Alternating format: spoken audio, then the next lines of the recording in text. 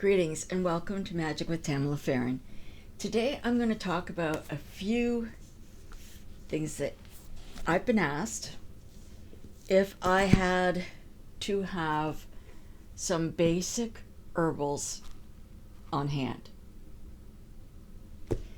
And these that I'm going to show you are probably the ones I've used the most, along with what my meme and my Pepe had taught me, and my mom and dad.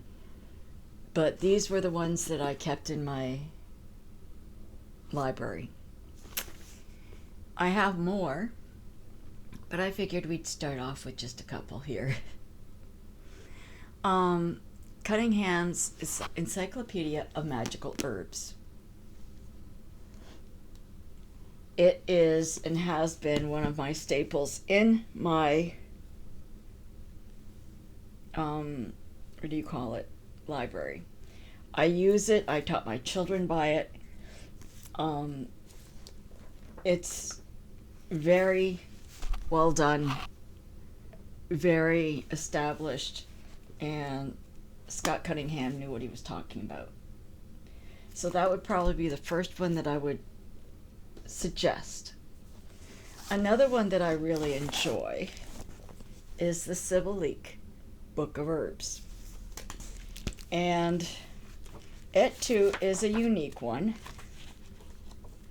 And she goes into great detail, but she uses a lot of the terminology that my grandmother might have used, rather than fancy names and that are 10 miles long and whatnot. It was more of the folk magic. Speaking of folk magic,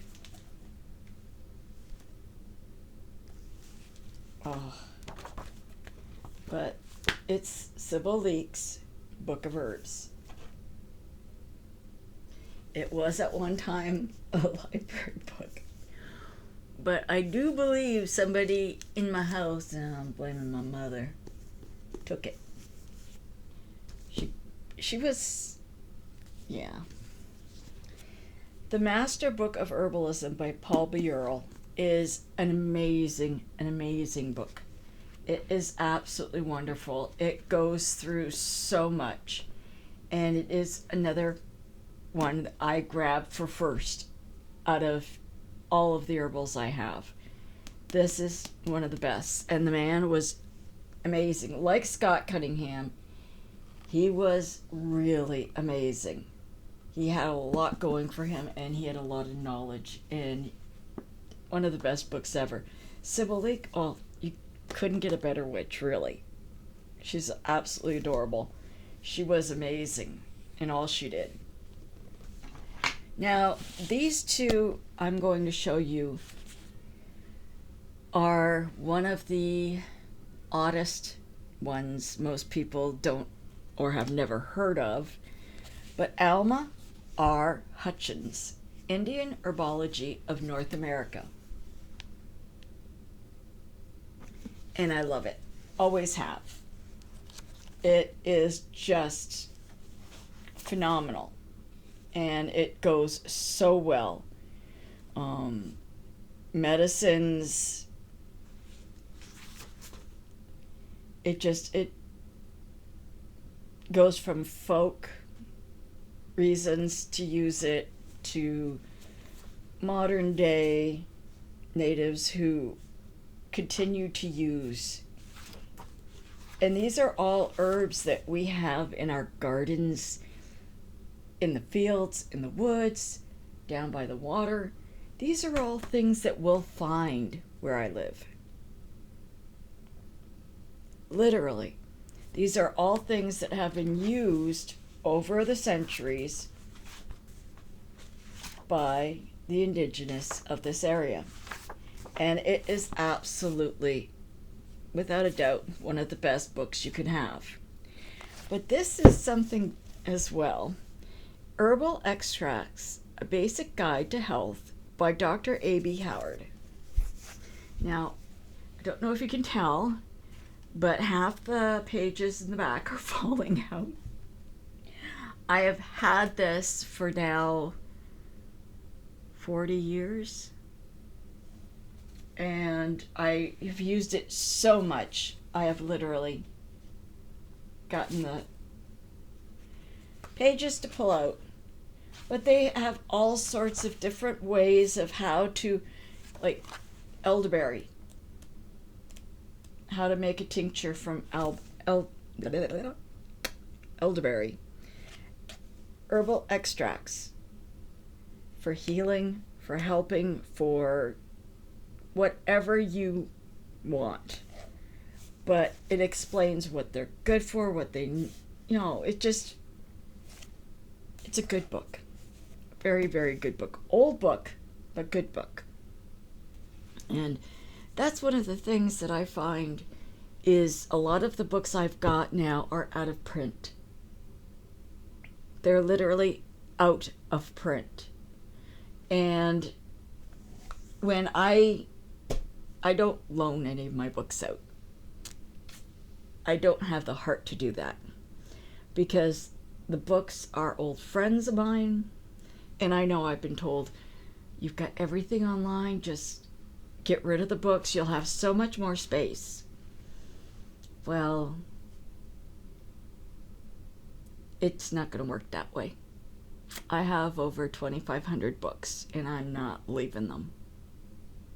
They really do help, and I literally have a shelf of over 30 that are all herbals from different people that practice. And it is really nice that I can just go up, pull out the book, and use it. I'm old-fashioned, traditional, and I love books. My favorite thing is to peruse around bookstores, and I used to, when I was younger and a kid, I used to be at the library 24/7. I was the kid that my mom had to make a blue jean bag to put books in to bring back and forth from the library because I would bring 20 books at a time. And I was literally breaking paper bags and stuff like that. So my mom just took a couple of old pairs of jeans and made me a patchwork bag for books because it's the only thing that she could see that would hold them. And I had one library that was a block away from me, and I had one that was downtown that was absolutely huge and was one of my favorite places when I was a teenager. Always a respect for books. I learned that from my mom. And the wisdom that's in them needs to be shared just as much as it used to be. But you're not seeing enough people reading today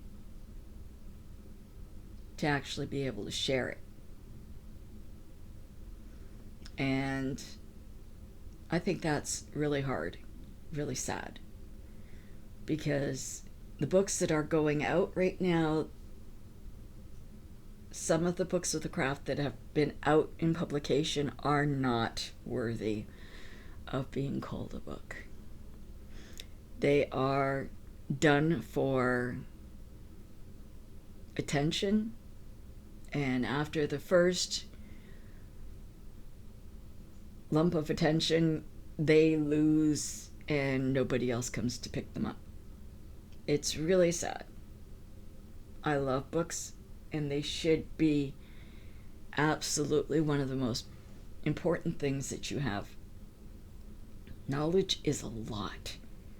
And down this journey, everything that we learn is going to be shared with others around us. So when you come up to somebody and you're learning from them, thank them. And they'll learn just as much from you. But herbals help with all forms of magic, whether it's making of oils or it's teas or it's medicine or it's magic, doesn't matter. knowledge of what these do and where they go and how to work with them is one of the steps that everybody needs to know. Whether it's put in a poppet or it's put in a salve or a tincture, concoction, decoction, oils, you name it. Mojo bags. There's so many uses. And if we gather, we know which ones to gather from the area we live in. It helps a lot.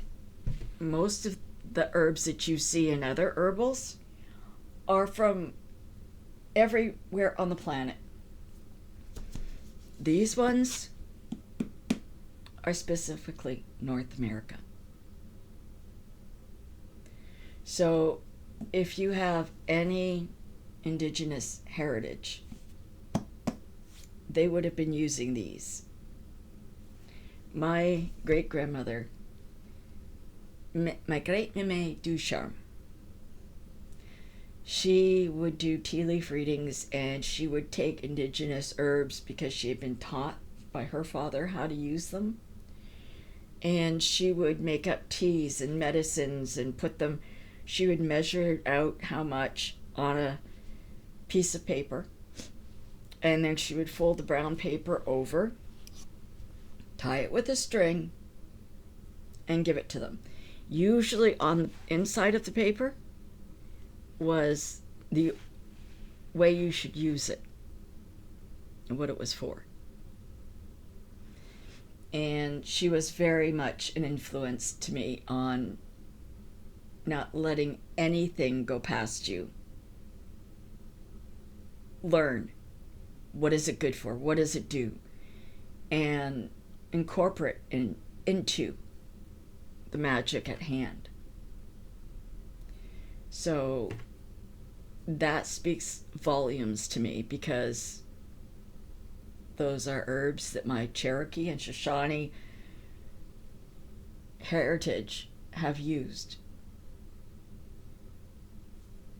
It's a very good thing to know. I want to thank you for dropping by. I have another reading that I'm going to be putting up for the collective as well. So, lovely. Please click like and subscribe.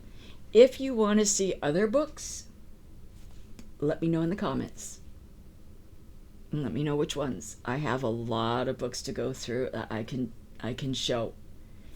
But if there's anything specific or for a reason specific, put it down below. I'll see what I can do for you in the next batch of videos. Okay, so you have a great day. Love and light. Blessed be.